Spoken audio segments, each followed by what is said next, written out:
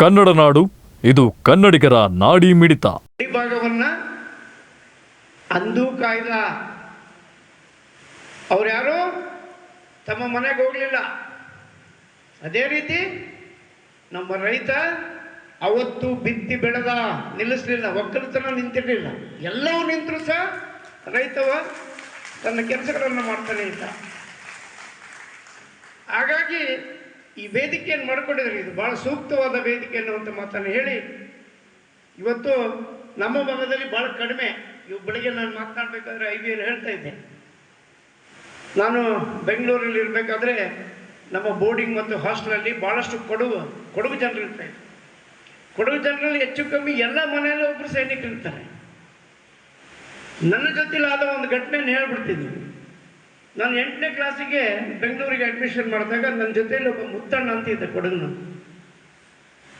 ಯಾವಾಗಲೂ ರಫ್ ಪುಸ್ತಕದಲ್ಲಿ ವಿಮಾನವನ್ನು ಇಳಿಸ್ತಾ ಇದ್ದ ಮತ್ತು ಈ ಮಣ್ಣಿನಿಂದ ವಿಮಾನವನ್ನು ಮಾತ್ರ ತಯಾರು ಮಾಡ್ತಾ ಇದ್ದ. ನಾನು ಅವನಿಗೆ ತಮಾಷೆಗೆ ಒಂದು ದಿವಸ ನಿನಗೆ ವಿಮಾನ ಬಿಟ್ಟರೆ ಬೇರೆ ಇಳಿಸೋಕೆ ಗೊತ್ತಿಲ್ಲ, ಮಾಡೋಕ್ಕೆ ಗೊತ್ತಿಲ್ಲ ಏನೋ ಅಂತ. ನಾನಿದು ಹೇಳ್ತಾ ಇರೋದು 1973.